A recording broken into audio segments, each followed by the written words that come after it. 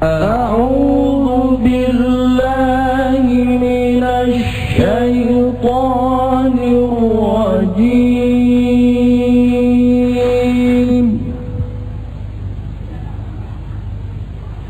بسم الله الرحمن الرحيم.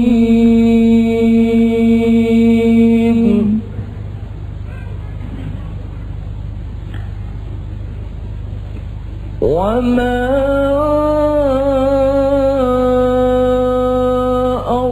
أرسلناك إلا رحمة للعالمين.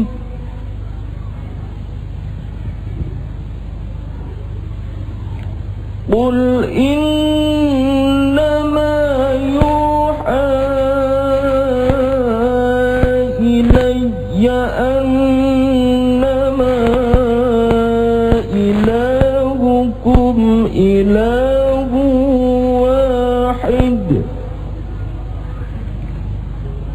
فهل أنتم مسلمون؟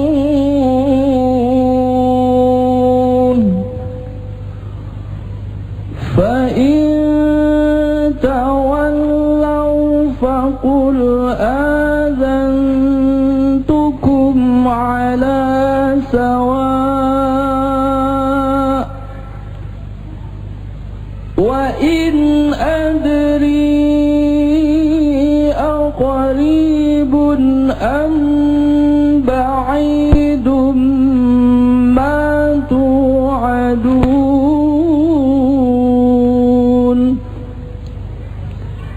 إنه يعلم الجهر من القول ويعلم ما تكتمون.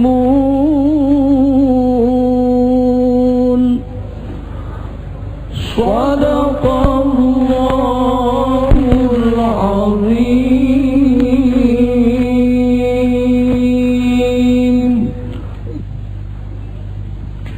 Assalamualaikum warahmatullahi wabarakatuh. Alhamdulillahirrabbilalamin. Puja dan puji mari kita panjatkan atas kehadirat Allah subhanahu wa ta'ala, bahwa di hari yang berbahagia ini kita dapat bersilaturahim dalam acara Damai Indonesiaku. Tidak lupa juga salawat dan salam mari kita panjatkan kepada junjungan kita Nabi besar Muhammad sallallahu alaihi wasallam serta keluarga, sahabat dan umatnya yang setia hingga akhir zaman. Jika kita tadi benar-benar menyimak pembacaan ayat suci Al-Quran surat Al-Anbiya ayat 107-110, mungkin kita akan bisa menyadari bahwa sesungguhnya Islam itu adalah agama yang rahmatan lil alamin. Seharusnya benar-benar membawa kedamaian buat dunia ini, buat bumi ini. Nah, pada saat ini kita sebagai umat Islam, di mana Indonesia yang mayoritas penduduknya adalah umat Islam, kenapa kok kita selalu dirisaukan dengan permasalahan-permasalahan yang berhubungan dengan kekerasan, dengan pembunuhan, dengan kekejaman? Nah, ini adalah satu perenungan bagi kita semuanya.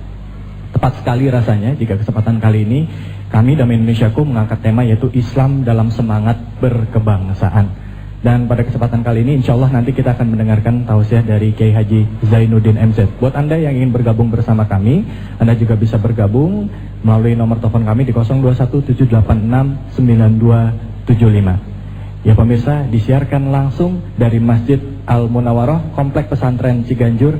Inilah dia Damai Indonesiaku. Apa sih program 100 hari itu? Saya tahu di Jakarta sekarang ada protes-protes, ada unjuk rasa, ada gerakan-gerakan. Itu dalam demokrasi biasa. Kita dengar kritiknya apa, koreksinya apa. Kita dengar untuk perbaikan. Yang penting tertib, damai, jangan merusak, jangan membakar, jangan membuat korban, jangan menduduki paksa. Kalau itu terjadi, Jakarta bisa kembali seperti 1998. Negara kita bisa mundur, rakyat susah, ekonomi lumpuh. Apa harus begitu? Silahkan mengkritik, silahkan memprotes, silahkan menyampaikan pikirannya dengan cara-cara yang tertib, sesuai dengan nilai-nilai budaya bangsa, peradaban bangsa.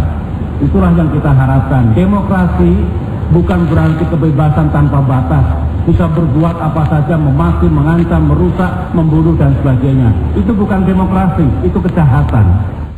Iya. Demokrasi itu bukan hanya menghalalkan segala, bukan berarti menghalalkan segala cara, ya. Pada saat ada demonstrasi, kenapa ya selalu lekat dengan kekerasan, ya, entah itu pembakaran, ya, teriak-teriak, ngotot dan lain segala macam. Tapi itu kita sampingkan dulu, kita akan bahas lebih dalam, ya. Nah, sebelumnya kami juga mengajak Anda nih pemirsa, kalau Anda ingin membahas mengenai permasalahan tadi yang kita angkat, itu khususnya mengenai masalah Islam dan kebangsaan kita, ya. Silakan Anda bisa bergabung melalui kami di Facebook. Silakan Anda memberikan pertanyaan kepada kami melalui Facebook, nanti insya Allah akan dijawab oleh Kiai Haji Zainuddin MZ. Dan kebetulan pada kesempatan kali ini sambil kita menunggu kedatangan Kiai Haji Zainuddin MZ, di hadapan saya juga datang juga, hadir juga ini Bapak Masdar Farid Masudi. Beliau ini juga Ketua Ombudsman juga, maksudnya anggota Ombudsman dan juga Ketua dari PBNU ya Pak ya. Assalamualaikum warahmatullahi wabarakatuh. Dan juga sebelahnya sudah ada pemimpin atau pimpinan Pondok Pesantren Ciganjur, Bapak Lukman Hakim, Kiai Haji Lukman Hakim. Assalamualaikum. Oke. Nah, bicara mengenai Islam dan kekerasan, mungkin saya tanya dulu sama Pak Masdar ini. Pak, kenapa ya Islam ini, Indonesia ini kan mayoritas penduduknya Islam ya? Betul. Tapi kenapa setiap mau menyampaikan aspirasi, mau demo, itu selalu lekat dengan kekerasan? Itu satu. Kedua, kalau demo ya, kalau kedua, katanya Islam itu membawa kedamaian. Tetapi kenapa dalam kurun waktu beberapa tahun terakhir ini masih banyak loh orang-orang yang mengatasnamakan Islam dan membawa kekerasan untuk memperjuangkan Islam? Mungkin Bapak bisa menjawabnya, Pak Masdar. Menurut Pak Masdar gimana? Silakan. Terima kasih. Ini pertanyaan yang sangat berat, tapi sangat penting bagi kita untuk bisa menjawabnya. Ya. Yang pertama, kenapa mayoritas bangsa ini beragama Islam tapi kekerasan begitu sering terjadi? Ada beberapa faktor yang menyebabkan perilaku kekerasan itu. Yang pertama, faktor internal, berkaitan dengan pemahaman atau nilai-nilai yang disadari di dalam dirinya, ya. Yaitu berkaitan dengan keyakinan agama atau konsep keyakinannya, ya. Yang kedua, berkaitan juga dengan kondisi real dari masyarakat atau pribadi yang bersangkutan, ya. Yaitu persoalan sosial, ekonomi dan sebagainya. Dan yang ketiga juga berkaitan dengan persoalan-persoalan makro yang ada di seputarnya juga, ya. Yang pertama, tentang pemahaman keislaman yang mestinya secara kuat menggarisbawahi kedamaian, ya. Mungkin memang ini harus lebih banyak digarisbawahi, lebih banyak dikumandangkan oleh para mubaligh kita, para khutbah kita. Sesungguhnya sangat gampang dikaitkan dengan prinsip kedamaian Islam itu. Dari sudut istilah terminologinya saja, epistemologinya aja, etimologis Islam adalah dari kata salam, artinya damai. Ada sebuah hadis yang menegaskan al-muslimun man saliman muslimun min lisanih wa yadayhi. Orang Islam adalah orang yang dapat menjamin rasa damai bagi orang lain, baik dengan kata-katanya maupun dengan perilakunya, ya. Dengan mulut maupun dengan tangannya, ya. Artinya apabila seorang beragama Islam, mengaku seorang muslim, ya, tapi orang lain di kanan kirinya sering merasa terancam, sering merasa terhina misalnya, atau sering merasa terusik perasaannya, itu artinya bahwa keislaman kita, keislaman orang yang bersangkutan itu diragukan secara kualitatif, ya. Secara kualitatif ya. Klaimnya boleh, klaimnya boleh. Tapi sekali lagi keberislaman seorang itu mutunya ditentukan oleh bagaimana perasaan lingkungannya. Apakah masyarakat di lingkungannya itu merasa damai bersama dia, dekat dengan dia, atau justru merasa was-was, merasa khawatir, bahkan merasa ngeri. Nah, ini yang sesungguhnya menjadi ukuran. Ya. Ini kan sebenarnya perasaan damai ini apakah hanya khusus sama umat Islam aja, Pak? Atau lintas agama ya? Maksudnya kan kita diwajibkan untuk sesama umat Islam kita harus menganggap sebagai saudara, ya kan gitu, bahwa sesungguhnya umat muslim itu bersaudara. Kalau beda agama bagaimana, Pak? Sesungguhnya untuk semua ya, untuk semua. Karena keislaman ini kan sering kita dengar rahmatan lil alamin. Sebagai rahmat bagi semesta. Alamin ini makna yang sesungguhnya bukan hanya manusia. Dan bukan hanya manusia yang seagama. Tapi manusia siapapun agamanya. Bahkan bukan hanya manusia tadi saya katakan, alam juga ya, alam semesta, binatang, tumbuh-tumbuhan, itu pun juga harus merasa damai dengan adanya keberislaman kita. Kalau ada binatang yang terus sering terancam, ada tumbuh-tumbuhan, pepohonan yang sering ditebang secara semena-mena, itu sebenarnya menyangkut soal kualitas keberislaman. Jadi kalau misalnya orang penebangan hutan liar, berarti dia ngaku orang Islam, dipertanyakan keislamannya gitu. Betul. Kesimpulan Pak David itu betul. Kita akan bahas lebih dalam lagi. Kebetulan di sini nanti saya belum tanya juga nih sama kiai kita nih, Pak Kiai Haji Lukman Hakim ya. Ini mengenai bagaimana beliau mengkader umatnya. Dan juga nanti kita, buat Anda yang baru saja bergabung ya, nanti kita juga akan mendengarkan tausiah dari Kiai Haji Zainuddin MZ, tentunya berhubungan dengan Islam dan kebangsaan. Kenapa masih banyak kekerasan di Indonesia? Jangan kemana-mana, tetaplah di Damai Indonesia.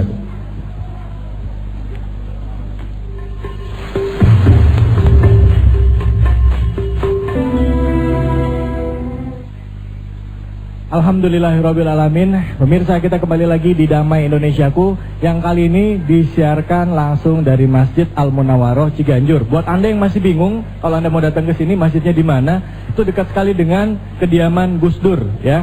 Kenapa diadakan di sini? Saya rasa mungkin tepat sekali ya dengan tema kita, yaitu Islam ya dan semangat kebangsaan bagi bangsa kita ini. Di mana bangsa kita yang begitu plural ya, begitu banyak ragamnya, baik itu suku, bangsa, agama. Muncullah seorang tokoh, Gus Dur, menjadi presiden kita yang memberikan perubahan ya. Dan Islam tidak hanya dihargai oleh sesama umat Islam, tetapi juga oleh agama lain di luar Islam. Bagaimana Gus Dur memberikan toleransi yang begitu luar biasa dan menghargai perbedaan itu sendiri. Nah, pada kesempatan kali ini, seperti janji saya tadi, bahwa kita akan mendengarkan tausiah dari guru kita ya. Untuk itu langsung saja kita panggilkan Kiai Haji Zainuddin MZ. Pada Kiai kami persilakan, fadhol. Kita takbir sama-sama. Allahu Akbar. Allahu Akbar. Allahu Akbar. Silakan Pak Kiai. Allahumma shalli wa sallim wa barik alaihi. Assalamualaikum warahmatullahi wabarakatuh.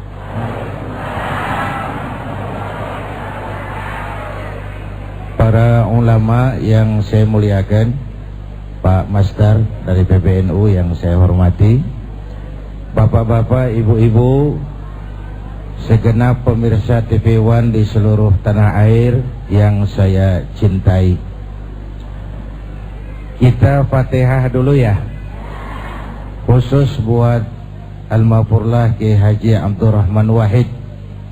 Mudah-mudahan beliau diterima segala kebaikannya, diampuni segala dosa dan kesalahannya, dan kita dapat meneruskan kebaikan-kebaikan beliau.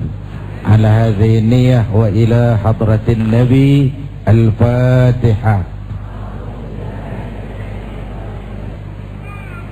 Bapak, Ibu dan pemirsa TV One yang saya hormati,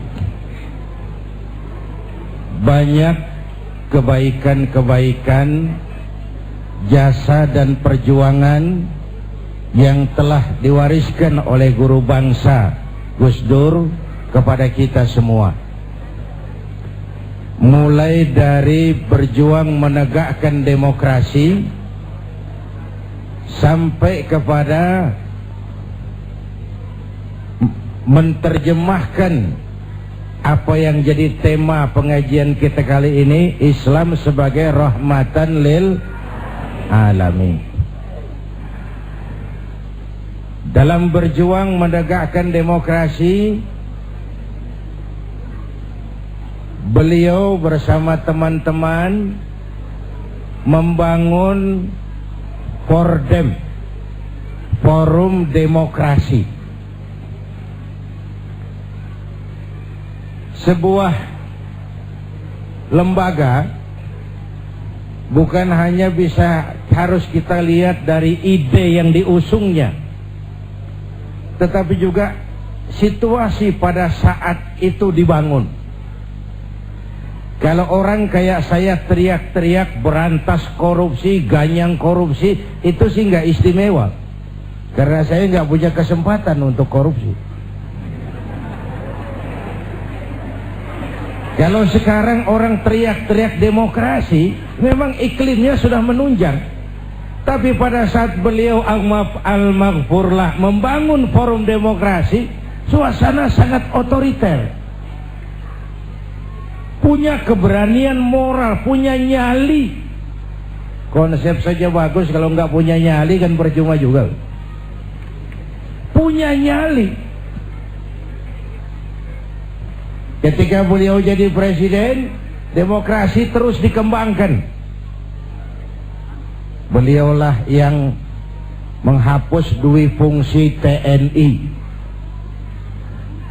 Beliau melakukan desakralisasi terhadap lembaga kepresidenan, bahkan terhadap istana negara. Presiden adalah sosok yang bisa dijangkau oleh rakyat mana saja. Istana negara bisa dimasuki oleh sosok yang mana saja, mulai berjas berdasi sampai sarungan teklekan, dari urusan tetek sampai urusan bengek.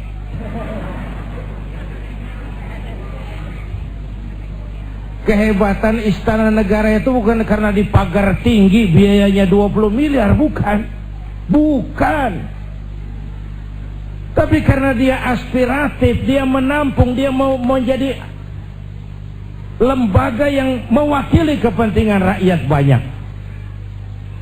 Bapak Ibu hadirin yang saya hormati, jasa beliau dalam mengembangkan Islam yang rahmatan lil alamin juga dahsyat. Mari, ini kan menjelang bulan Maulid. Buat kita, idola kita tidak lain baginda Rasul. Ya Bu ya? Apa? Baginda Rasul. Kenapa baginda Rasul kok dijadikan model oleh Allah tuh kenapa? Ada dua hal. Pertama, karena beliau manusia seperti kita nih, utuh manusia. Ini menyangkut predisposition. Kalau ayam disuruh nyontoh kucing, yang nyuruh nyontoh nggak punya pikiran, Bang. Predispositionnya nggak sama. Ayam kok suruh nyontoh kucing? Ayam ya nyontohnya ayam. Manusia nyontohnya manusia. Kalau manusia disuruh nyontoh malaikat, sulit dong. Gimana nyontohnya malaikat? Minum nggak, makan nggak, sama duit nggak open, sama perempuan budak. Susah kan nyontohnya. Malaikat itu makhluk yang secara instinktif diciptakan untuk, kalau manusia disuruh nyontoh manusia, itu perintah masuk akal. Rasulullah manusia utuh seperti kita. Kalau manusia diminta mencontoh manusia, itu perintah masuk akal.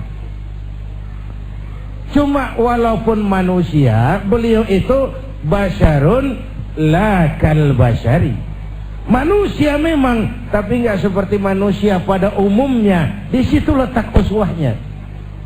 Contoh, kita ini manusia, kita tidur. Rasulullah manusia, beliau juga tidur. Tidurnya Rasul tidur mata doang. Hatinya nggak pernah tidur. Nah, itu loh bedanya. Tidur kita tidur keblek. Kalau sudah tidur total.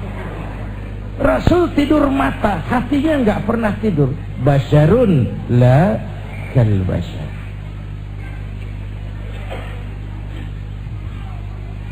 Kita manusia, kita berludah. Rasul manusia, beliau juga berludah. Ludah Rasul obat. Ludah Rasul. obat.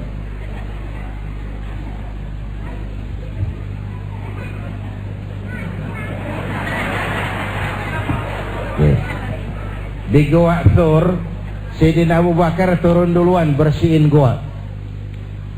Sebentar ya Rasul, saya bersihin. Kalau ada binatang berbisa, silakan.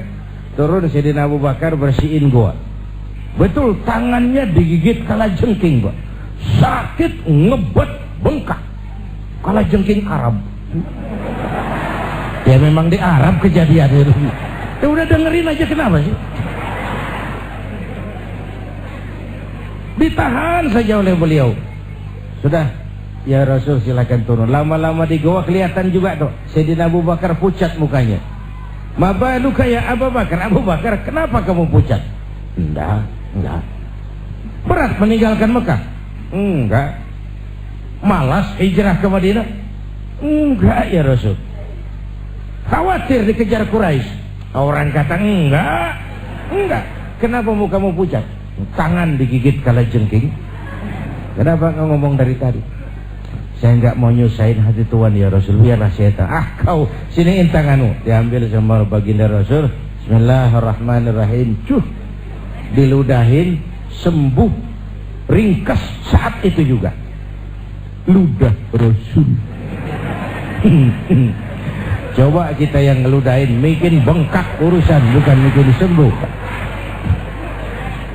Iya, bacaan sih sama, bobot yang beda gitu. Ini kan zaman sekarang kita mau nyari keramat tempelan melulu nih.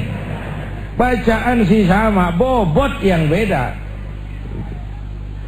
Kita manusia berkeringat, Rasul manusia, beliau juga berkeringat. Keringatnya baginda Rasul harum wangi bau minyak kasturi. Zaman belum ada parfum. Keringat kita rasain aja masing-masing. Itu sisi pertama kenapa beliau dijadikan model. Ini nanti baru pengantar menuju rahmatan lil alamin. Alasan kedua kenapa beliau jadi contoh, karena beliau sosok yang multidimensi. Sesuatu itu bisa dijadikan contoh kalau dia multi. Saya ini guru Pak, Rasul ngajar Mas. Saya ini jenderal Pak, Rasul mimpin tentara di medan perang. Saya ini pengusaha Pak, Rasul dagang Bung. Saya ini mubalik, Rasul dakwah Mas. Saya ini kepala rumah tangga, Rasul punya anak istri Bung. Dan di dalam keseluruhannya beliau uswatun. Bagaimana membina rumah tangga bahagia menurut contoh Nabi Isa? Tidak ada Mas. Kenapa? Nabi Isa belum sempat kawin. Nabi Isa belum sempat kawin. Ada pengikut Nabi Isa menyangka tidak kawin ajaran Nabi Isa, ikut lagi nggak kawin, mubazir. Loh Pak, saya kalau kiai nggak boleh kawin, saya pilih berhenti jadi kiai Pak.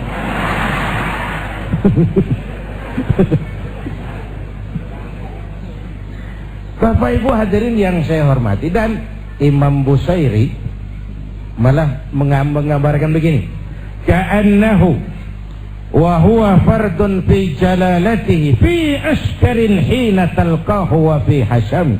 Yang dahsyat, kehebatan Rasulullah itu sepertinya sama di lini manapun beliau itu, baik di tengah tentara atau waktu sendirian. Begini dah yang gampang nih, pakai bahasa kita nih, bahasa Ciganjur. Bu, orang banyak hebat, tapi yang orang hebat banyak. Tapi yang hebat di mana-mana langka Pak. Rasulullah ini lagi duduk hebat, lagi tidur hebat, lagi jalan hebat, di masjid hebat, di medan perang hebat, di depan anak-anak hebat, di mata musuhnya hebat, di depan teman-temannya hebat, di depan istrinya hebat. Lah susah nyari orang begini. Kita hebatnya setempat. Di kantor hebat, sekantor orang diomelin. Di kantor, pulang ke rumah dikeplak sama bininya, diem aja dia nggak ngelawan.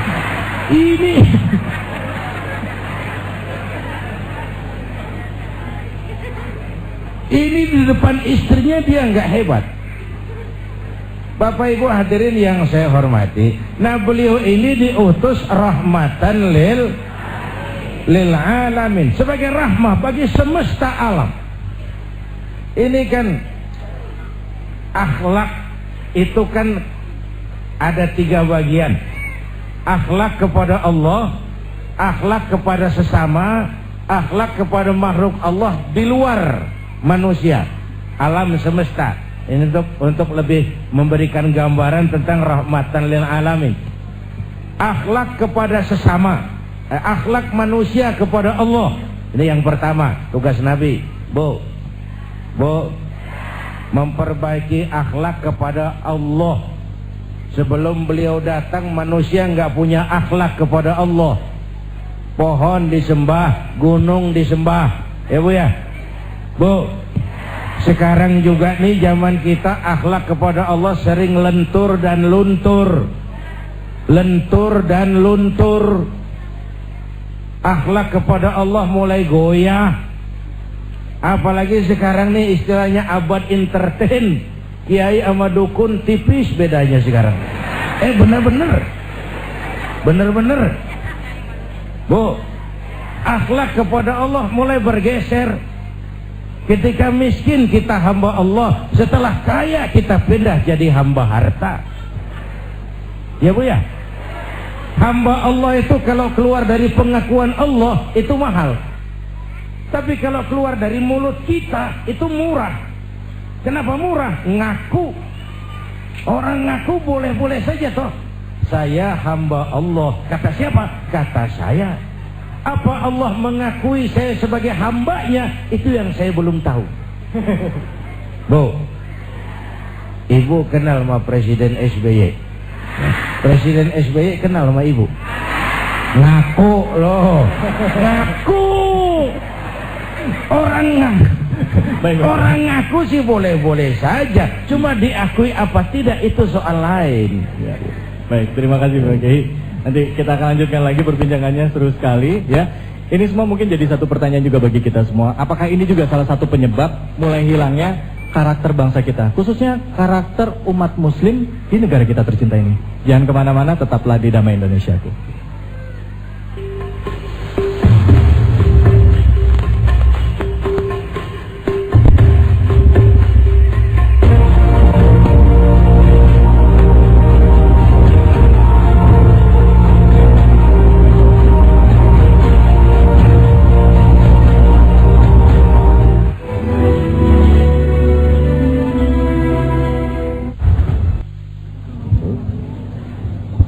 Bapak, Ibu dan segenap pemirsa TV One di seluruh tanah air.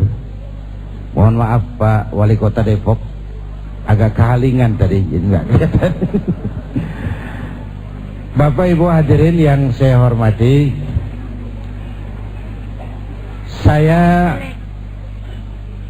saya bersyukur lahir di Indonesia. Saya bangga jadi anak Indonesia, menuju Islam rahmatan lil alamin dengan tetap menjaga keindonesiaan kita. Bukan karena saya ditatar untuk itu, bukan. Pertama karena perjalanan dakwah saya ke seluruh pelosok Nusantara, saya saksikan wajah Indonesia dari desa ke desa. Yang kedua, Allah kasih kesempatan saya melihat berbagai negeri lain di dunia ini. Makin banyak negeri saya lihat, saya kok makin bersyukur lahir di Indonesia, jadi anak Indonesia. Bu, sedikit wawasan kebangsaan dulu dah sebelum menuju rahmah. Indonesia kita ini besar nggak? 17.000 pulau. Itu belum termasuk Pulau Gadung dan Pulau Gebang. Tambah 2 kalau itu masuk. Masya Allah. Untayan zamrud katulistiwa, hijau ranau subur makmur, gemah ripah loh jenawi toto tentrem kertora harjo.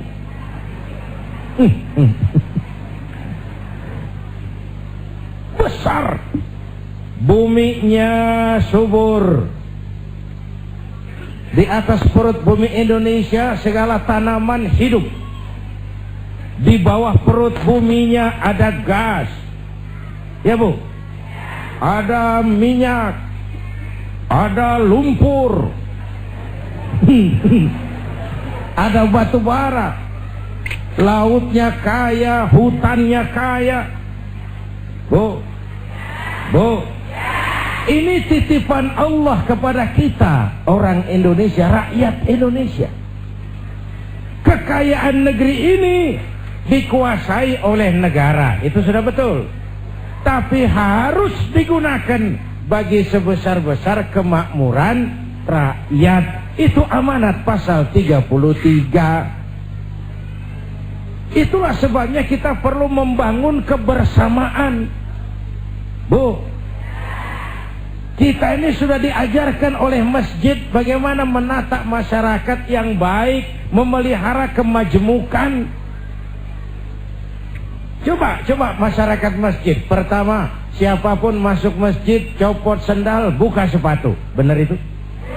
Kan ini masyarakat yang mau kita bangun. Jangan ada warga negara kelas 1 di republik ini. Lurah masuk masjid buka sepatu rah. Camat masuk masjid buka sepatu. Itu Pak tuh yang ngomong tuh. Enggak, mat. Tapi yang penting kemajmukan. Kalau sudah masuk ke masjid, sholat berjamaah, nggak pernah kita usil dari mana orang datang. Yang penting kemana dia menghadap. Inilah komitmen keindonesiaan. Coba masyarakat masjid, lo dari mana? Dari kidul mang, madep ngulon. Lu dari mana? Dari wetan, madep ngulon. Lu dari mana? Dari kulon, madep ngulon juga lu. Kita ini bineka, tapi tunggal. Kita ini beragam, tapi oleh Islam memperkuat semangat nasionalisme ketika Rasul mengajarkan hubbul watan minal, cinta tanah air bagian dari iman. Lah tanah air kita bukan Arab Saudi, bukan Palestina, bukan Aljazair. Tanah air kita Indonesia. Mencintai Indonesia bagian daripada iman.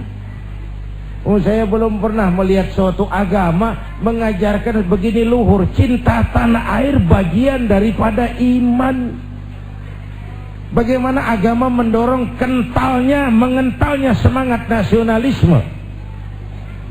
Bapak Ibu hadirin yang saya hormati, oleh karena itu Islam harus kita terjemahkan dalam skala yang rahmatan lil, mulai sesama makhluk manusia, baik kepada makhluk Allah di luar manusia.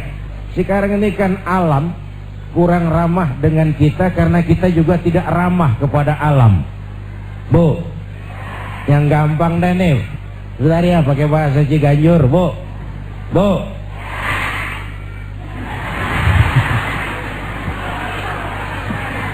Satu hari kampung saya kebanjiran, air masuk ke rumah. Saya ribut, ini masih zaman ada engkong saya. Engkong tahu engkong? Kakek. Saya teriak, "Kong, banjir Kong." Kata engkong saya, "Biarin, bukan salah air, habis salah lo." Salah kita bagaimana Kong? Lo tempat air lo tempatin. Yang punya datang pan kagak ngerti.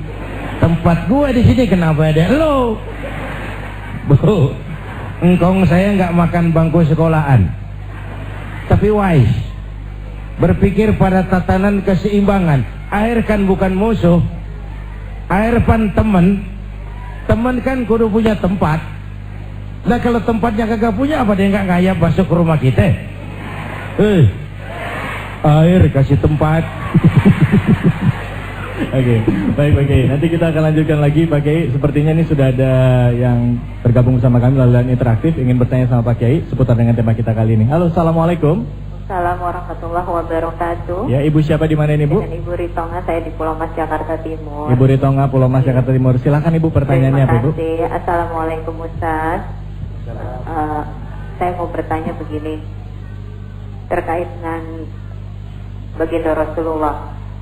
Kalaulah ketika beliau dulu hidup itu kekerasan atau tindakannya mungkin dibilang sedikit aktif gitu ya, itu jelas musuhnya itu benar-benar orang kafir. Lalu di sejarah yang mana yang dicontohkan oleh Rasulullah kita boleh juga melakukan kekerasan atau menegakkan kebenaran itu, sedangkan yang kita hadapi sekarang kan tidak seperti dahulu, Ustaz. Sekarang ditabur itu oleh justru orang-orang yang seperti Ustaz tadi bilang mengaku Islam, dan lelahnya lagi yang mengaku itu adalah para pemimpin kita, penegak keadilan kita, penegak hukum kita. Nah itu bagaimana? Setahu saya yang bodoh ini saya belum pernah mendapatkan kisahnya gitu, Ustaz. Karena kalau ditekan terus juga bagaimana gitu, sehingga terkait ini kebetulan di tempat juga Al-Marfurah gitu ya, beliau saja yang menebarkan semangat kebangsaan. Itu tantangannya justru dari kita sendiri begitu loh, dari kaum kita umat Rasulullah sendiri gitu loh ya. Jadi sebatas mana sih kita boleh melakukan kekerasan gitu untuk menegakkan kebenaran. Terima kasih. Wassalamualaikum. Waalaikumsalam warahmatullahi wabarakatuh. Terima kasih Bu Ritonga, nanti akan dijawab oleh Pak Kiai Haji Zainuddin MZ. Buat Anda yang ingin tahu jawabannya, jangan kemana-mana, tetaplah di Damai Indonesia Bu.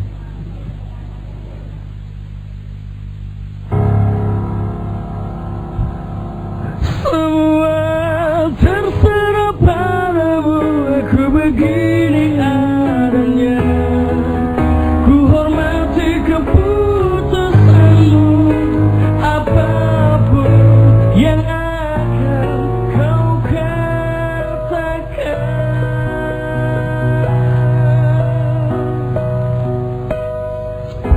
Ketika pertama ku jumpa denganmu, bukankah pernah ku tanyakan padamu, kasih takkan kecewakan ku pada dirimu, takkan menyesalkan kau hidup denganku nanti.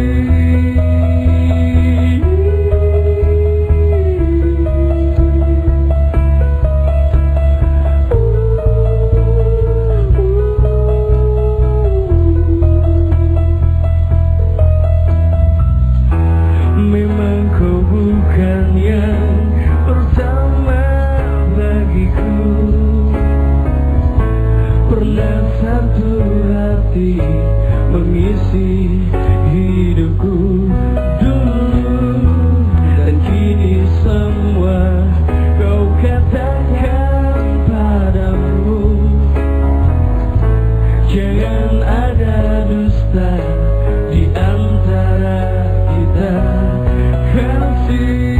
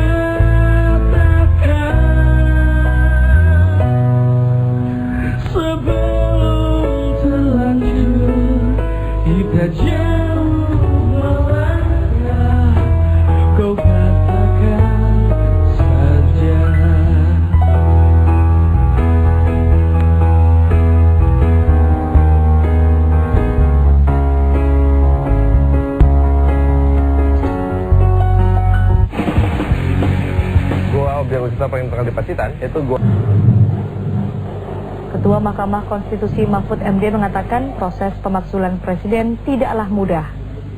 Dalam orasi ilmiah terkait masalah konstitusi dan penegakan hukum di Indonesia siang ini, Mahfud mengatakan DPR harus memutuskan pemakzulan dalam sidang paripurna yang dihadiri oleh 2/3 anggota DPR, dan 2/3 yang hadir harus menyetujuinya.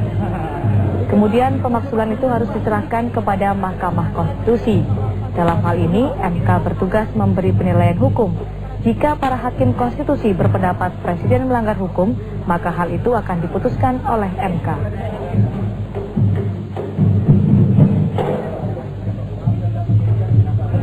Kalau betul presiden mau dijatuhkan, maka keputusan DPR tentang itu harus dimintakan penilaian hukum dulu ke Mahkamah Konstitusi. Oke, misalnya DPR berpendapat, DPR berpendapat bahwa ini wakil presiden atau presiden bersalah, oleh sebab itu harus diturunkan dari jabatannya karena telah terbukti melakukan salah satu dari 5 hal, yaitu terlibat korupsi, terlibat penyuapan, terlibat pengkhianatan terhadap negara, melakukan tindak pidana atau melakukan perbuatan tercela. Terbukti di DPR. Mari kita jatuhkan presiden ini. Nah, DPR itu harus menyatakan itu dalam sidang paripurna yang dihadiri oleh 2/3 dari anggota DPR dan 2/3 dari yang hadir setuju. Kalaupun DPR itu setuju, minta dulu pendapat Mahkamah Konstitusi. Itu DPR itu kan politik. Nah, sekarang hukum dulu. Hukumnya bagaimana? Benar enggak presiden itu melakukan salah satu 5 hal itu tadi? Nah, kalau MK mengatakan benar, silakan lanjutkan impeachment. Tapi kalau MK mengatakan tidak benar, tidak terbukti, maka impeachment harus dihentikan. Demikian kabar terkini, terima kasih, sampai jumpa.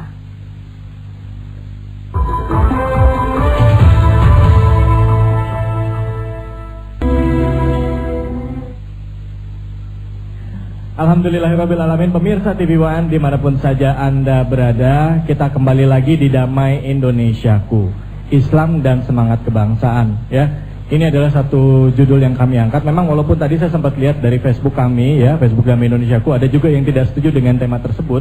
Tetapi memang, ya, perlu diakui bahwa awal mula bangsa kita ini juga tidak lepas dari peran ulama.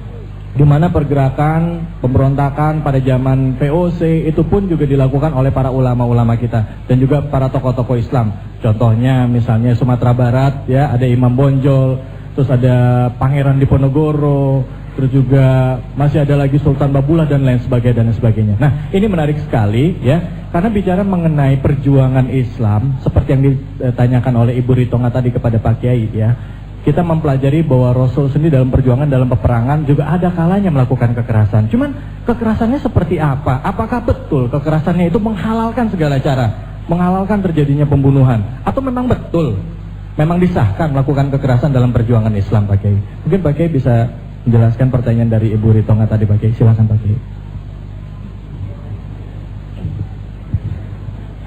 Bapak, Ibu, dan pemirsa TV One yang saya hormati, watak pokok dari Islam adalah rahmat bagi alam semesta jagat raya. Tetapi di dalam menebarkan rahmatan lil alamin, Islam juga punya kaidah-kaidah untuk memelihara, menjaga, mengamankan nilai-nilai yang dimilikinya. Karena itu Al-Quran mengajarkan wa jazaa'u sayyi'atin sayyi'atun misluha faman afa wa aslaha fa ajruhu 'ala Allah. Ini kalau perlu menggunakan kekerasan, kalau perlu. Balasan suatu kejahatan adalah kejahatan yang setimpal, jangan melebihi batas. Tetapi siapa yang memberi maaf dan mencari jalan damai, itu lebih disukai Allah, dan itulah yang akan beroleh pahala. Jadi coba lihat konsep perdamaian dalam Islam. Dipersilahkan manusia jadi manusia, tapi diberi peluang jadi malaikat. Jadi yang luar biasa. Kalau kamu nggak salah ditempeleng, tempeleng lagi dia, sekeras dia menempeleng kamu, itu manusiawi. Tapi kalau mau jadi malaikat, faman afa wa aslaha, siapa yang memberi maaf dan mencari jalan damai, itu yang terbaik dan itu yang beroleh pahala. Bu, nggak salah sih orang nempeleng kita, kita tempeleng lagi. Sekeras dia nempeleng kita, itu manusia namanya. Tapi kalau mau jadi malaikat, maafin. Bu, kalau ibu berbuat baik sama orang baik, kan seri aja itu mah. Emang kudunya begitu. Hei. Emang kudunya begitu. Nah, Bapak Ibu hadirin yang saya hormati, sebagai muslim kita punya keyakinan Islam adalah agama yang benar. Tapi keyakinan itu bukan SIM bagi kita untuk menghina orang lain agama. Itu bukan peluang bagi kita melecehkan orang lain. Ketegasan di sini, ketegasan kita berkeyakinan Islam agama yang benar, tidak serta merta lalu kita melecehkan yang lain, menganggap yang lain tidak benar, mencaci maki dan menghujat yang lain. Karena kita sendiri pun kalau agama kita dihujat orang, jengkel nggak? Jengkel nggak? Sama dong. Ya, yang kita nggak suka terjadi pada diri kita, orang lain gitu juga. Makanya jangan merasa pinter, tapi harus pinter merasa. Jangan merasa pinter, tapi harus pinter merasa. Kalau merasa pinter jadi sombong, tapi kalau pinter merasa jadi bijak. Nek saya digituin orang enak nggak? Nggak enak. Orang lain kan gitu juga. Bu, jadi saya kira itu ya, dibiarkan manusia jadi manusia, balas semua kejahatan dengan kejahatan yang setimpal, itu manusiawi. Tapi kalau mau jadi malaikat, faman afa wa aslaha, siapa yang memberi maaf dan mencari jalan damai, itu yang terbaik. Dengan kata lain, musuh sih jangan dicari, tapi kalau ketemu sih jangan lari. Ya. Baik, terima kasih banyak Pak Kiai.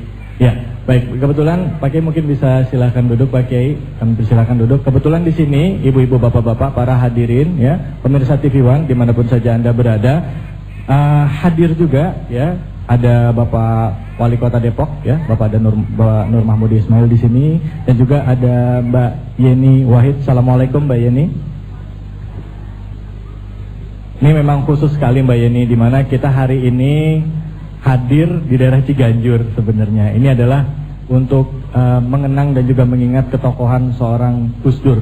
Dan sebenarnya antara Gus Dur dan acara ini Damai Indonesia ini ada keterikatan yang sebenarnya cukup kuat ya. Kenapa kami mengatakan gitu? Karena 10 hari sebelum Gus Dur berpulang ya, itu Gus Dur sempat melakukan telewicara bersama kita di sini di Damai Indonesiaku, di mana Gus Dur memberikan pesan-pesannya kepada pemimpin bangsa ya. Nanti kita akan tayangkan di sini. Tetapi Mbak Yeni sendiri sebagai seorang anak, figur Gus Dur itu seperti apa Mbak Yeni? Terima kasih Mas David. Figur Gus Dur adalah orang yang memang berjiwa kebangsaan dan selalu mengedepankan kepentingan umat dibandingkan kepentingan beliau sendiri. Bahkan kepentingan keluarga itu nomor 4. Yang pertama buat beliau itu prioritas kepentingan agama, kepentingan bangsa, kepentingan masyarakat, baru kepentingan keluarga, terakhir baru kepentingan beliau sendiri. Kepentingan keluarga malah terakhir ya? Malah terakhir. Kepentingan beliau sendiri, beliau sendiri ditempatkan paling bawah, itu sosok Gus Dur. Nah, dalam melaksanakan aktivitas beliau ya, terutama dalam dimensi politik maupun dalam dimensi sosial, perjuangan beliau di masyarakat, itu kaitannya dengan kebangsaan ya, dengan semangat kebangsaan. Beliau selalu mendasarkan tindakan-tindakan beliau itu pada kaidah fikih yang tadi diceritakan oleh Pak Kiai Zainuddin Amzad, yaitu tasarruful imam ala ra'iyah manutun bil maslahah. Ini yang selalu menjadi pegangan beliau dan selalu diingatkan oleh beliau kepada seluruh pemimpin bangsa. Yaitu artinya kira-kira bahwa kebijakan seorang pemimpin itu harus berpegang atau harus bertujuan kepada kesejahteraan rakyat yang dipimpinnya. Jadi rakyat itu harus makmur, rakyat harus sejahtera, baru seorang pemimpin itu dikatakan berhasil. Subhanallah. Itu yang menjadi pegangan Gus Dur. Lalu tadi menyambut sekaligus menanggapi apa yang ditanyakan oleh penelpon Ibu Tonga ya soal soal perdamaian dan juga orang yang menentang dari apa yang dilakukan Gus Dur justru datangnya dari umat Islam katanya. Ya, kenapa? tidak apa-apa ya. Tadi Pak Kiai juga menyatakan dengan sangat arif sekali mengenai bagaimana Islam memandang kekerasan. Gus Dur itu sering sekali mengatakan bahwa memang dalam Islam sangat dibatasi ruang gerak kita untuk melakukan kekerasan. Ya, sebetulnya begitu. Ada hal-hal tertentu yang membolehkan kita ya untuk mempertahankan diri kita sendiri seperti yang dikatakan Pak Kiai Zainuddin MZ. Salah satunya adalah ketika diusir dari rumah misalnya. Nah, itu syarat yang sangat berat bagi seorang muslim untuk kemudian boleh melakukan kekerasan. Tetapi kalau bisa memang kemudian seyogyanya dia berpegang kepada kaidah fikih yang lain, yaitu la dharar wala dirar. Janganlah kamu menyakiti dirimu maupun orang lain. Jadi memang Islam itu sudah mengatur ya supaya kita jangan mudah untuk terjebak pada aksi-aksi kekerasan. Islam itu seyogyanya pada dasarnya intinya sebetulnya menganjurkan perdamaian. Nah, inilah yang diyakini betul oleh Gus Dur sebagai pengikut Rasulullah SAW. Betul-betul diyakini beliau ingin menegakkan Islam rahmatan lil alamin, Islam buat semua. Ya, terutama di Indonesia, Islam sebagai agama mayoritas harus bisa melindungi yang minoritas. Islam yang bisa melindungi semua suku bangsa, semua etnik, semua agama. Nah, itu yang dicoba ditegakkan oleh Gus Dur. Baik, terima kasih Mbak Yeni. Nanti kita akan bicara lagi lebih banyak lagi mengenai Gus Dur, dan juga tidak hanya itu, nanti Kiai Haji Zainuddin MZ juga akan berbicara juga mengenai figur pemimpin ya. Katanya ada yang mengatakan juga ini melalui Facebook ya. Ini pertanyaannya cukup menarik ya. Pak Kiai, kenapa sih para pemimpin di Indonesia tidak bisa mencontoh kepemimpinan Rasulullah yang mampu membawa rakyatnya ke kebahagiaan dunia dan akhirat? Anda ingin tahu jawabannya? Jangan kemana-mana, tetaplah di Damai Indonesiaku.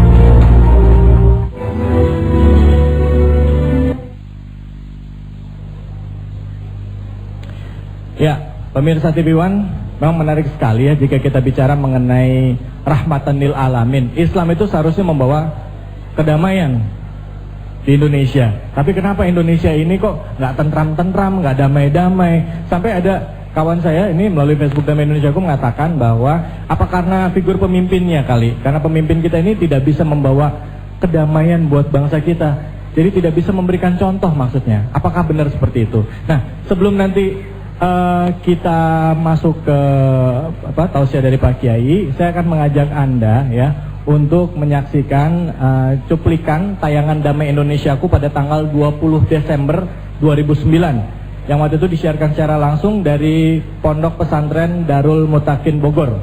Di sini Gus Dur bicara banyak mengenai keadaan bangsa dan juga seperti apa dan apa yang harus dilakukan oleh pemimpin bangsa. Kita saksikan sama-sama. Kita akan berbincang-bincang dengan salah seorang mantan Presiden Republik Indonesia, yaitu Kiai Haji Abdurrahman Wahid atau biasa disebut Gus Dur. Assalamualaikum Gus. Waalaikumsalam. Bagaimana kabar Gus Dur, sehat? Baik-baik.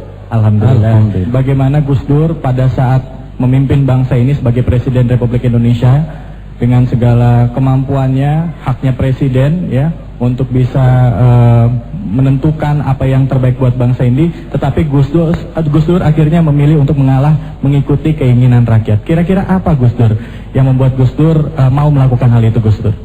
Maaf, saya ikut kehendak rakyat. Iya. Mengikuti kehendak FL.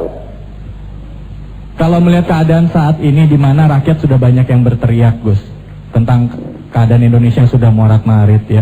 Banyak orang yang sudah diminta oleh rakyat, diminta oleh anggota dewan untuk melakukan ini, itu dan segala macam, tapi sepertinya memilih untuk menggunakan kekuasaannya atau juga kekuatan untuk bisa mempertahankan posisinya. Ini bagaimana Gus memandang hal ini Gus?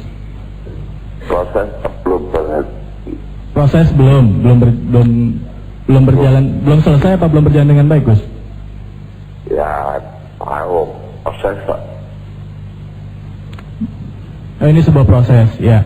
Baik, Gus, kira-kira apa yang harus bangsa ini maknai Gus khususnya dalam rangka tahun baru Hijriah ini 1431 Hijriah agar bangsa Indonesia ini menuju ke arah yang lebih baik Gus?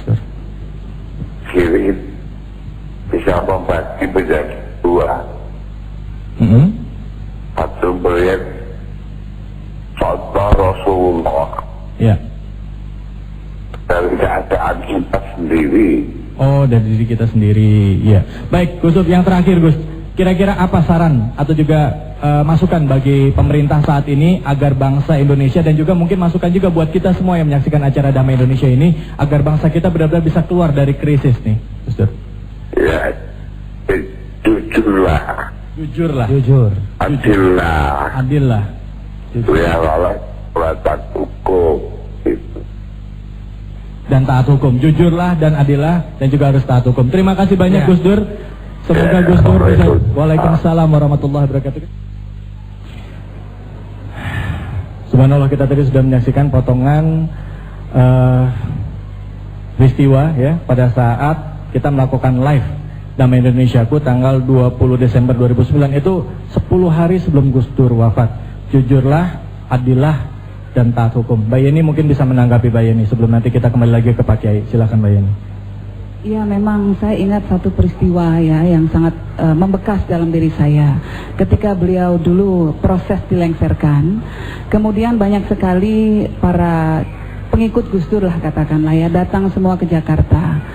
Mereka menyatakan ingin berjuang untuk Gus Dur, bahkan siap untuk berkorban jiwa untuk beliau. Iya. Banyak sekali waktu itu, mungkin ribuan orang yang datang ke Jakarta. Oleh Gus Dur malah disuruh pulang. Disuruh pulang. Mereka disuruh pulang dan dikatakan oleh Gus Dur, kalian kalau mau protes silahkan tetapi harus dengan damai. Tidak boleh merusak, apalagi menyakiti orang lain. Lalu Gus Dur mengatakan, tidak ada kekuasaan yang begitu berharga sampai harus dipertahankan dengan darah. Itu kata beliau. Saya mendengar waktu itu jadi ikut menangis juga terus terang Mas David. Nah itu contoh paling mudah ya dari keteguhan Gus Dur dalam mempertahankan prinsip untuk mempertahankan perdamaian. Subhanallah, mudah-mudahan ini juga dicontoh juga bagi para pemimpin kita. Nah untuk itu bicara mengenai figur pemimpin, mungkin lebih tepat jika Pak Kiai Haji Zainuddin MZ juga bisa menjawab keresahan hati kita dan juga pertanyaan dari kawan kita tadi. Sebenarnya apa sih yang terjadi dengan bangsa kita ini? Kenapa para pemimpin kita kok tidak bisa membawa bangsa ini ke arah kedamaian? Padahal tadi Gus Dur juga sempat menyampaikan, almarhum mengatakan bahwa jujurlah, adillah, dan taat hukum. Silakan Pak Kiai. Bapak Ibu pemirsa TV One, menarik sekali. Yang pertama, jujurlah. Jujurlah itu kalau bahasa seniman, jangan ada dusta di antara kita. Lagunya Bruri itu bagi. Selama ini urusan jadi bebelit ini karena kita pandai bermain minyak di atas air, menggunting dalam lipatan, manis kalau berhadapan, balik belakang lain bicara. Mulutnya cerita tentang jihad terhadap korupsi, tapi di belakang melindungi koruptor. Itu kan ada dusta di antara kita.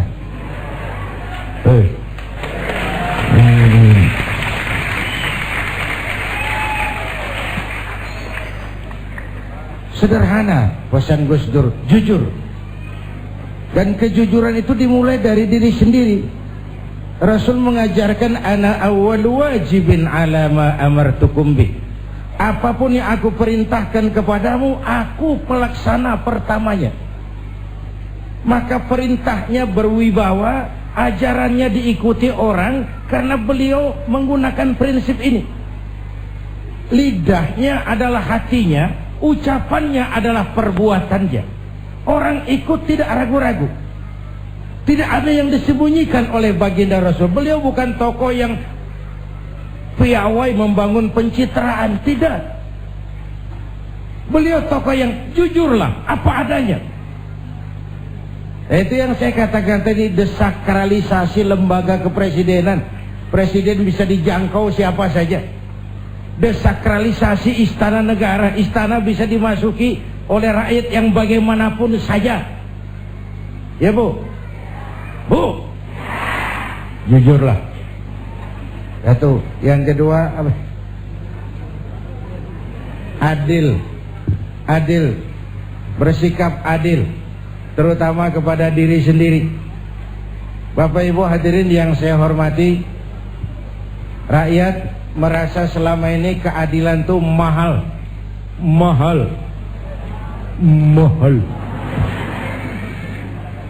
Bahkan keadilan sering seperti pisau, tajam ke bawah, tumpul ke atas. Asal kita nih yang kecil-kecil salah, hukum cepat benar prosesnya. Begitu yang gede salah, orang pada diem belaga bego. Itu yang bikin kita capek. Yang nyolong semangka, buah randu, apa lagi? Ya lo hitungin aja dah. Itu sebuah potret betapa keadilan itu masih mahal di negeri ini. Bapak Ibu hadirin yang saya hormati, lalu yang ketiga tadi, taat hukum. Jangan menegakkan hukum dengan cara yang melanggar hukum. Jangan menegakkan demokrasi dengan cara-cara yang bertentangan dengan kaedah-kaedah demokrasi. Lil wasail hukmul maqasid. Nggak boleh nyolong sarung walaupun niatnya buat sholat. Apa karena diniatkan buat sholat curi sarung lalu jadi halal? Ya tidak, walaupun sholatnya sah tapi curinya tetap dosa. Sah karena fikih tidak pernah mempersoalkan sarungnya dari mana. Lil wasail hukmul maqasid, tujuan dan cara hukumnya sama. Tujuan yang baik harus dicapai dengan cara yang baik. Ya kita berharap mudah-mudahan 100 hari ini kan masa pemerintah kan sudah banyak yang bisa dikerjakan ya Bu ya. Kita rakyat tahu kan, mobil menteri udah bagus, alhamdulillah. Perumahan DPR renovasi 300 miliar, alhamdulillah. Akan segera dibeli pesawat kepresidenan, persekotnya 200 miliar, alhamdulillah. Itu kan tanda kemakmuran. Soal buat siapa, wallahu a'lam.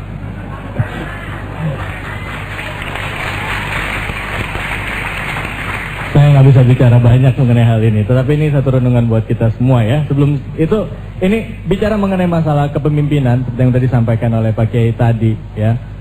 Mungkin kita semua tidak sempurna ya. Yang ada di sini juga tidak sempurna, penuh dengan kekurangan. Tadi juga tadi di email juga ada yang masuk juga, jangan cuma bicara, tapi juga lihat juga diri Anda sendiri. Memang ini satu renungan buat kita semua, bukan kita menyalahkan, tapi justru ini bagi renungan buat kita. Bicara mengenai mendidik pemimpin, tentunya ini ada di tangan para guru kita, ya. Bagaimana guru kita dan juga orang tua mendidik anak-anak kita kelak untuk bisa memimpin bangsa ini. Kebetulan di depan kita sudah ada Kiai Lukman nih, Pak Kiai. Kebetulan beliau juga pemimpin pesantren. Gimana sih kira-kira kita bisa mendidik anak kita atau mengkader anak-anak kita agar kelak nanti bisa menjadi generasi muda Islam yang benar-benar membawa bangsa ini ke arah kedamaian? Silakan, Pak Kiai. Baik, jadi kalau Gus Dur telah mencontohkan dengan ide-ide besar mengenai kepemimpinan seperti itu yang kemudian diterjemahkan lebih jauh oleh Kiai Haji Zainuddin MZ. Jadi pemimpin ini amanah. Kalau disebutkan di dalam hadis Nabi, qiwamud dunya bi arba'atin. Bangsa ini tegak karena 4 pilar. Satu, bi ilmil ulama, dengan ilmunya para ulama. Ya. Tapi itu maksudnya adalah dunia pendidikan, membangun etika, akhlak, ilmunya agar benar-benar menimbulkan pencerdasan dan pencerahan. Ya. Yang kedua, bi'adlil umara, dengan adilnya para pemimpin. Itu artinya lembaga-lembaga hukum, lembaga peradilan, pemerintahan harus transparan dan harus menegakkan semacam law enforcement yang hebat. Ya. Ketiga, bisa khawatil agniya, dermawannya orang-orang kaya. Ini berarti sistem ekonomi kita mesti harus dibangun tidak untuk kepentingan orang-orang elit, orang-orang kaya, tetapi memang untuk rakyat, untuk bangsa. Terakhir, bidu'ail fuqara, dengan doanya orang-orang miskin. Orang miskin sekarang sudah enggan berdoa karena nasibnya tidak diperhatikan. Nah, ini saya kira contoh dari Rasul. Luar biasa bagaimana cinta beliau dengan orang-orang miskin, bukan mencintai kemiskinan, tetapi nasib mereka harus diangkat, sebab tanpa mengangkat mereka, mereka enggan lagi mendoakan para pemimpinnya, para ulamanya, orang-orang kayanya. Bagaimana kemudian kita mendidik pemimpin ini? Didiklah dari keluarga kita. Dari keluarga ya? Dari keluarga dulu. Jadi orang tua yang memberikan contoh. Orang tua memberi contoh, guru di sekolahan. Contoh misalnya begini, Rasulullah itu memerintahkan kepada orang tua, agar mengajari sholat sejak usia 7 tahun. Ya. Ini usia di mana karakteristik terbentuk, terbangun. Ya. Apakah dia akan menjadi kelak menjadi tokoh yang benar-benar menjadi teladan, atau justru akan menjadi virus bagi masyarakat? Ya. Yang kedua apa? Yang kedua, ini di lingkungan pendidikan ini saya melihat, saya contohkan misalnya para guru agama khususnya, masih ada enggak di negeri ini yang setiap habis sholat mendoakan murid-muridnya agar menjadi anak-anak yang soleh, solihah, hidupnya manfaat dunia akhirat? Doa dari guru ya? Dari guru. Guru-guru masih ada nggak yang berdoanya? Pertanyaan tapi juga ya? Sebaliknya. Iya. Apakah misalnya saya pernah survei Mas David, ya. Anak-anak SLTA di Jakarta, Jabodetabek ini, yang masih membaca Robbil Firli wali walidayya warhamhuma kama rabbani shaghira, mendoakan orang tuanya, ini 0, sekian persen. Allah. Ini tragedi spiritual dan tragedi bangsa kita sebenarnya. Ya.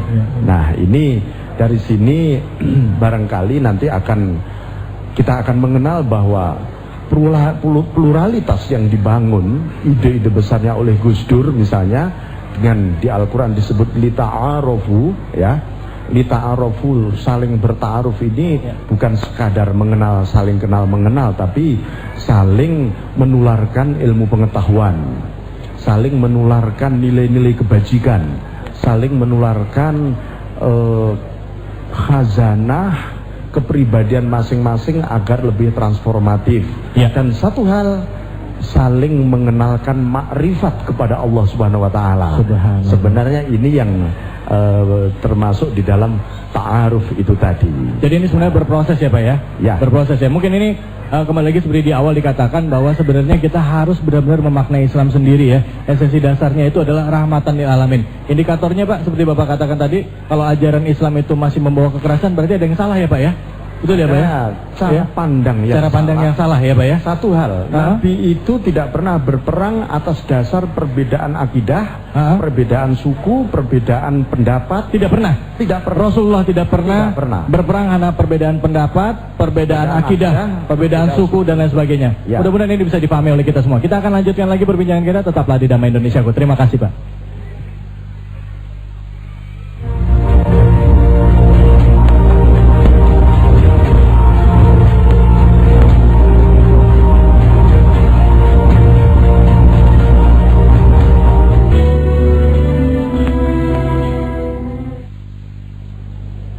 Alhamdulillah, kita kembali lagi di Damai Indonesiaku. Buat Anda yang baru saja bergabung, kami ucapkan selamat bergabung ya. Walaupun sekarang kita sudah masuki segmen 7 ya, sudah masuki segmen terakhir ya, 2 segmen terakhir di acara Damai Indonesiaku. Tapi sebelumnya kita masih bicara mengenai masalah Islam dan juga semangat kebangsaan. Di segmen terakhir kita sempat menyinggung mengenai masalah figur kepemimpinan. Contohnya tadi adalah Gus Dur ya, yang mengingatkan kepada kita semuanya termasuk para pemimpin bangsa ini harus jujur, adil dan taat hukum. Kebetulan bicara mengenai pemimpin, di hadapan saya juga ada pelaksana nih yang saat ini juga masih memimpin ya, yaitu Bapak Nur Mahmudi Ismail. Assalamualaikum Pak.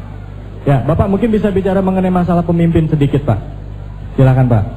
Apa sih kesulitannya pemimpin ini untuk bisa menegakkan kebenaran pada saat ini? Silakan Pak. Ya, terima kasih. Pada hakikatnya, dikala kita diberi amanah untuk memimpin satu wilayah, misalnya di Depok, kita berhadapan dengan seluruh permasalahan. Dimulai dari orang yang mau nikah, bayi yang mau lahir, orang yang sedang sakit, sampai kepada orang yang mau meninggal atau pasca meninggal juga. Nah, dari keadaan ini kita akan berhadapan dengan kebutuhan-kebutuhan dasar manusia, mulai dari sisi kesehatannya, pendidikannya, kemudian juga kesejahteraan ekonominya. Sulitnya apa sih Pak? Untuk sulitnya apa gitu? Maksudnya pada saat kita berusaha menegakkan kebenaran, sulitnya dari sisi pemimpin apa kira-kira Pak?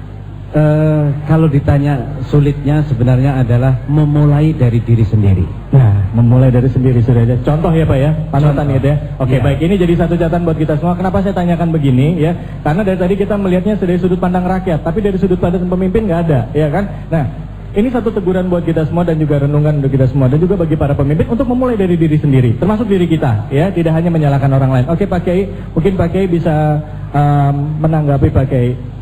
Kira-kira Islam pada saat ini di Indonesia ya, yang diharapkan ke depannya adalah Islam yang bentukannya seperti apa?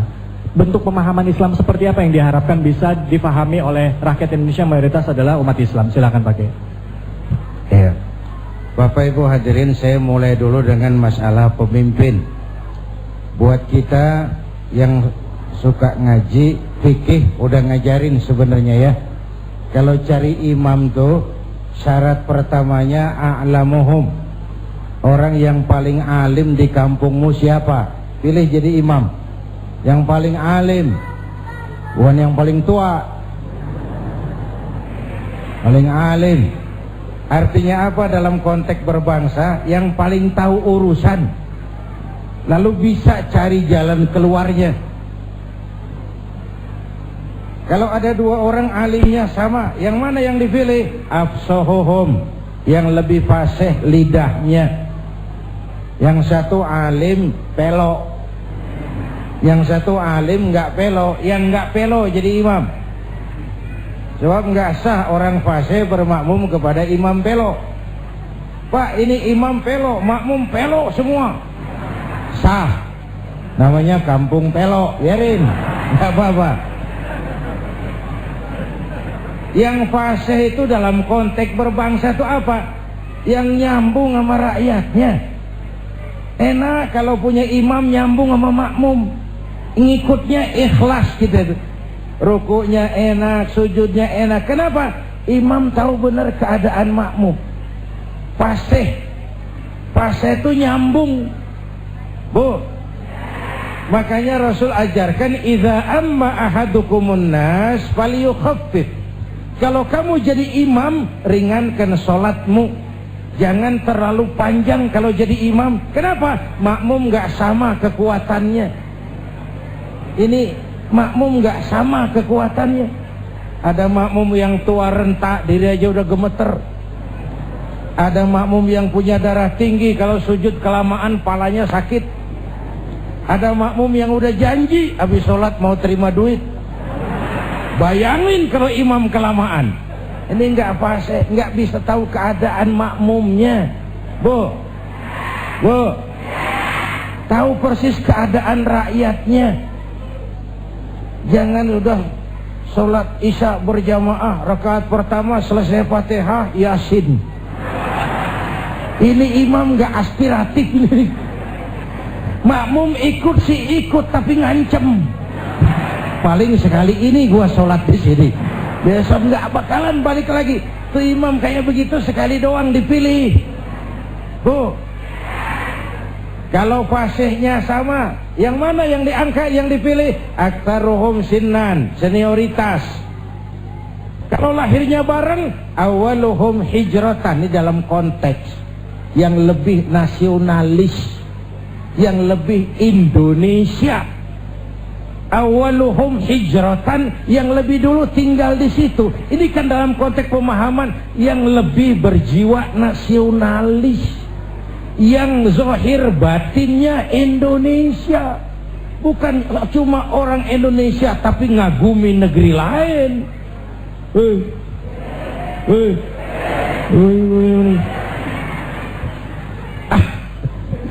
Awaluhum hijratan, yang lebih nasionalis. Loh, kalau bahasa saya kan sederhana, jangankan yang makro, yang mikro aja. Kita mau bersaing dagang sama Cina, urusan kecil-kecilan aja kita udah kalah kok. Makanan ringan tuh, pizza, hamburger, McDonald, Kentucky, udah nyampe ke latar rumah kita. Ya, ongol-ongol.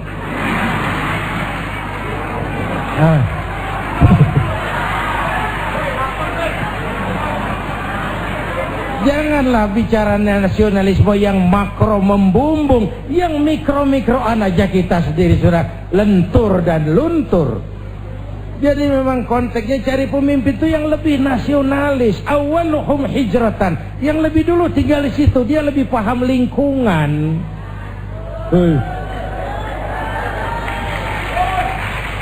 Itu dulu. Jadi, maksudnya jadi pemimpin yang suka makan ongol-ongol gitu Pak Kiai. Jangan kemana-mana. Kita akan kembali lagi, tentunya nanti akan kita dengar kesimpulan seperti apa. Mbak Yeni juga nanti mungkin akan bicara juga. Jangan kemana, tetaplah di Damai Indonesiaku.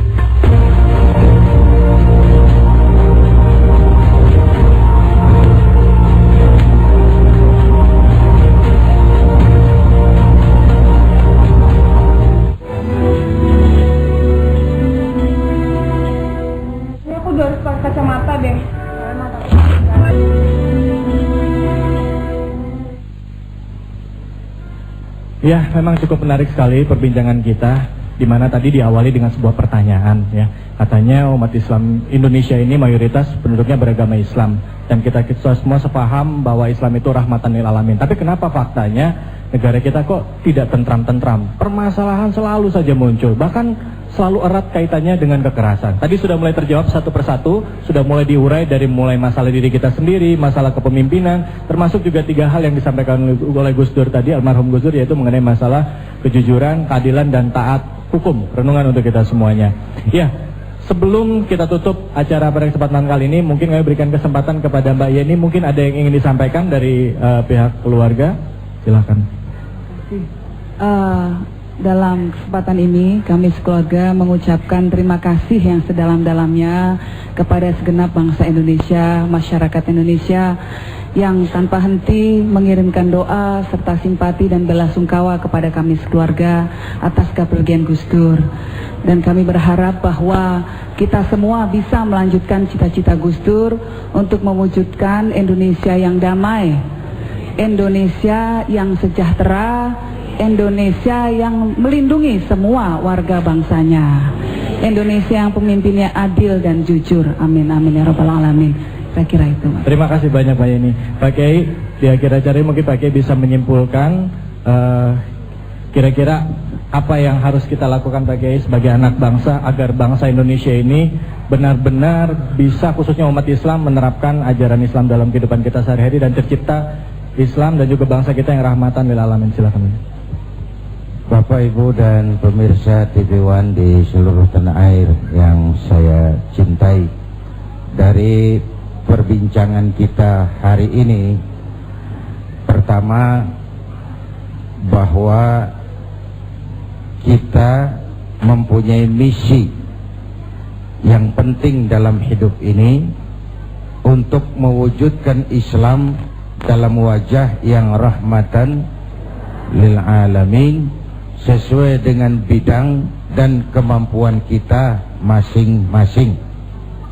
Sesuai dengan bidang dan kemampuan kita masing-masing.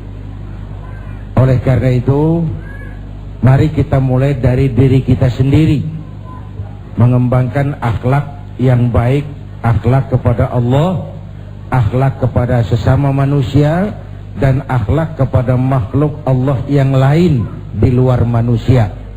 Akhlak kepada hutan, kepada pohon, akhlak kepada binatang, akhlak kepada air, akhlak kepada gunung, dan seterusnya, sebagai bagian dari pengembangan sikap rahmatan lil alamin. Akhirnya kita mohon pertolongan Allah, mudah-mudahan bangsa ini diberi jalan keluar dari berbagai kesulitan, diberikan pemimpin yang adil, yang taat kepada Allah dan Rasulnya, dan sayang kepada kita semua. Ini jumpa kita hari ini, insya Allah kesempatan yang kita jumpa lagi. Mari sama-sama kita memanjatkan istighfar, karena istighfar pun bagian dari upaya yang Allah janjikan dalam Al-Quran. Wa ma kana Allahu mu'adzibahum wa hum yastaghfirun. Allah tidak akan menurunkan bencana sepanjang di tengah mereka masih banyak orang-orang yang istighfar. Astaghfirullah Rabbal baraya, astaghfirullah minal khataya, astaghfirullah Rabbal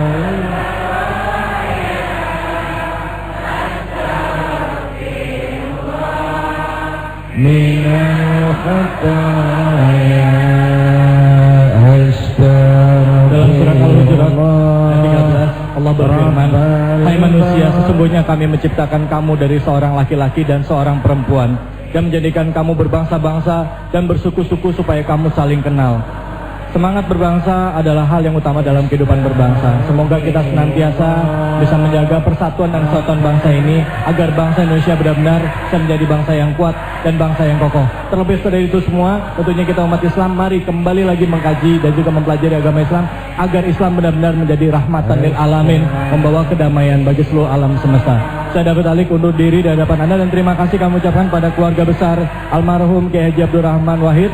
Terima kasih kepada Bapak Masdar Farid Masudi, dan juga terima kasih Bapak Lukman Hakim, terima kasih kepada Bapak Nur Mahmudi Ismail. Terima kasih kepada pemirsa. Kami mohon maaf jika ada kekurangan dan kesalahan. Minggu depan kami akan disiarkan langsung dari Rutan Pondok Bambu. Wabillahi taufiq wal hidayah. Wassalamualaikum warahmatullahi wabarakatuh.